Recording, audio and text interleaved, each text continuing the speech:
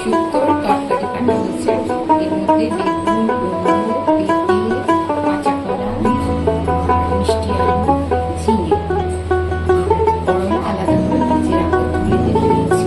বড়িটা আলাদা করে ভেজে তুলে নিয়েছি।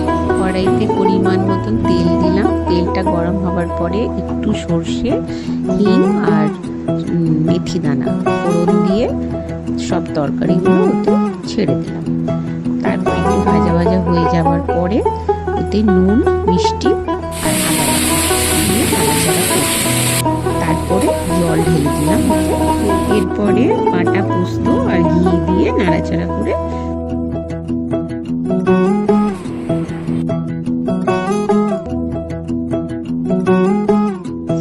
এরপরে ওর মধ্যে ভেজে রাখা বড়ি, বেগুন আর করলা দিয়ে দিলাম।